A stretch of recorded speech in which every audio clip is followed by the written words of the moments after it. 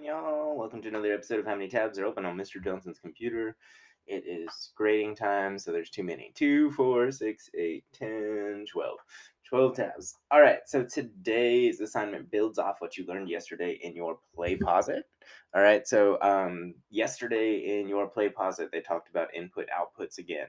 So we're going back in our time machine, back to basically I guess you learned input output tables like super early in your life. It used to look kind of like this. It used to look like a machine and it'd be like, here's the input output machine. And you would have you would have like something like boop, boop, boop, and then it would have had you're like, oh yeah, you put a number in this side and then a number comes out this side, and this is the in and this is the out.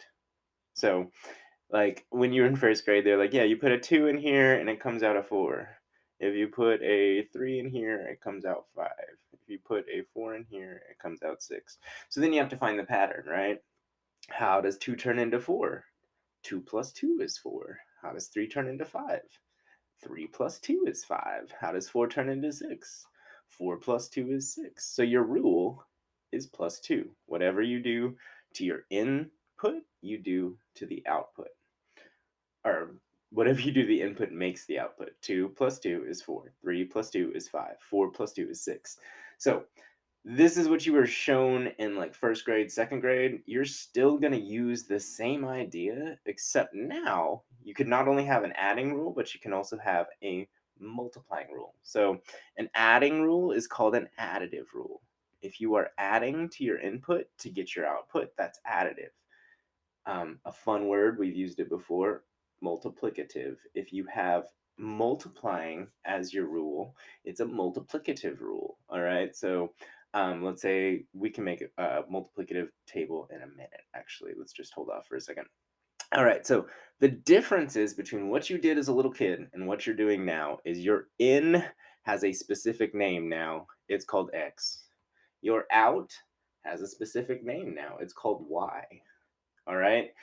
And so we can write the rule a little bit different. Instead of saying the rule is plus 2, we're going to take the input letter X. What we do to it, we add 2 to it, and that equals our output letter Y. So your fifth grade rule is not just plus 2, it's X plus 2 equals Y. Your input plus 2 equals your output. All right. So this is the new way to look at input output rules. Instead of just saying my rule is plus 2, now your rule is X, your input, plus 2, what you're actually doing to your number, equals Y, your output. So let's talk about additive rules versus multiplicative rules. So your input output tables are going to start to look like this. They're going to start to just look like either that. I'll do one sideways as well because they look sideways sometimes too.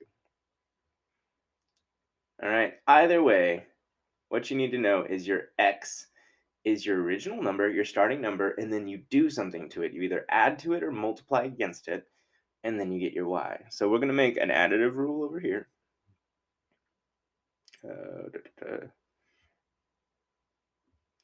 Can use the same.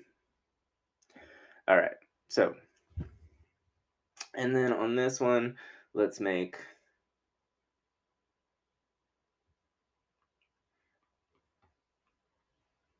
multiplicative rule. Okay. So we're looking at two tables. Once again, remember this is basically just like your input-output machine from when you were little. So what you're trying to do is you're trying to find the rules to these, okay? So I started with 1 and I ended with 3. So that could either be plus 2 or that could be times 3. The reason I don't know yet is because this is only one piece of data. So I'm going to take the two rules that I think could work for this table and I'm going to like work that into my second number. So 2 plus 2 is 4. 2 times 3 is 6. So times 3 is not the rule on this. Let's check our rule one more time. 3 plus 2 equals 5. So once again, the way that we write this rule, plus 2 was the way that you wrote the rule in like second grade, third grade, fourth grade. But now it's going to be your input letter, X, plus 2 equals your output letter, Y. All right. And the reason why is because you can graph these tables, and we'll get into that in a second. All right. So, multiplicative rule. We already know it's multiplicative, but let's go ahead and use the same solving method. 1 turns into 2 by either adding 1 or multiplying by 2. 1 times 2 is 2. 1 plus 1 is 2. So let's check with 2. 2 plus 1 is 3. 2 times 2 is 4. So the plus 1 rule doesn't look like it's going to work. Let's try this last one. 3 times 2 is 6. So that's our rule, times 2. Now remember, when you're writing the rule for this one, you are going to have to use parentheses because x times 2, that doesn't look right. It looks like xx2, right? So let's go ahead, and when you write this one, you can either write it 2x's equals y, or you could write 2 times x equals y, or you could write, let's see, 2 times x equals y. You could write x times 2 equals y. You could write x times 2, even though you don't see it very often like that. But all of those are correct multiplicative rules. What we did to x is we multiplied our x number by 2. So let's say I take this rule and I want to solve it. I have 2x equals y. Remember, that's 2 times some number that I don't know equals y. So I'm going to put the number 1 in because 1 represents x, so 2 times 1. And now my y equals 2. So that matches. All right, so that's the multiplicative rule. So input-out machines are basically the same thing that you did when you were younger. The only difference now is that instead of saying rules like plus 2 times 2, you're going to incorporate x and y, whatever you do to your x. If it's x plus 6, if it's x times 7, once again, it's easiest to do that. This is the best way to show x times 7. That's the way you'll see it for like years and years and years and years and years after this, all right? So here are our two rules. The rule to our additive table was x plus 2 equals y. The rule to our multiplicative table was 2x equals y.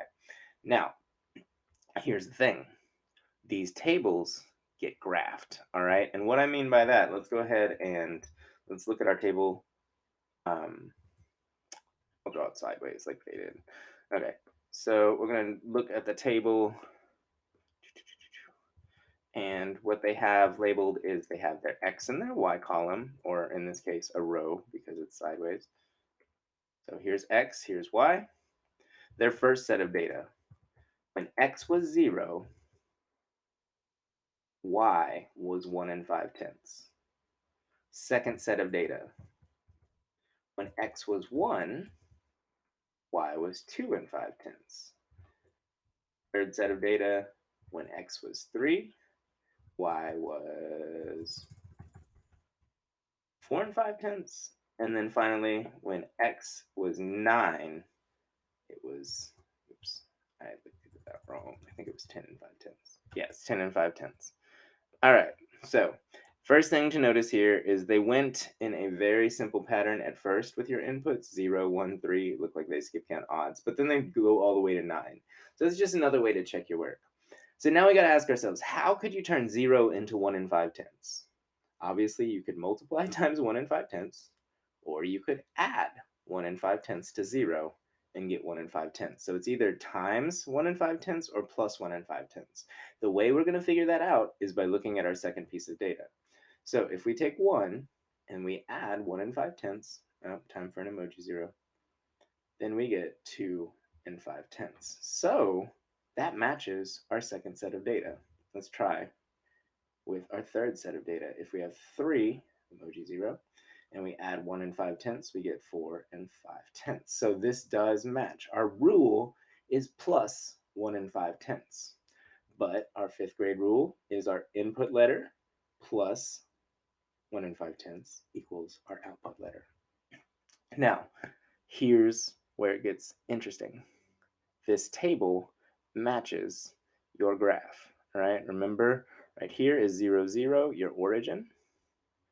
Remember, over here is your x-axis. This is where you put your x number. And over here, going up and down, is your y-axis. This is where you put your y number. Okay, so there you have a scale of 2, 4, 6. They are skip counting by 2s on their graph, I believe. Yes. Okay, so what we're going to do first is we're going to graph the first point. We run 0. Remember, you run on your x-axis and you jump on your y-axis. So we run 0, and then we jump 1.5. So not quite to 2, a little bit over 1, we jump to 1.5. The next one, we run 1 space, and we jump 2.5. So somewhere around there. Next one, we run 3. And in fact, if we want to make this even easier, we could fill in the spaces so we see what we're doing in between. So if this is 1. So over here, if I ran 3 and then jumped 4.5, I'd end up right there. Over here, you can start to see that my graph is not perfect. Their graph is perfect. So let's look at their graph. When you draw one, it doesn't always look that great. First thing to notice, all right, is they have a point at 0 and 1 5/10. They ran 0 and they jumped 1 5/10. The next point, they ran 1 and jumped 2 5/10. So as you can see, they're on the 1, even though it's not labeled, and then they jumped 2 5/10. The next one, 2, they ran 2 and jumped 3 5/10, so that matches. The next one, they ran 3 and jumped 4 5/10, so that matches. And the only thing that we can't find on here is actually the last point. It doesn't go up to 9, and they didn't graph it. So we need a bigger graph to graph this last point. So when it comes down to the stems, I notice that these are two representations of the same data.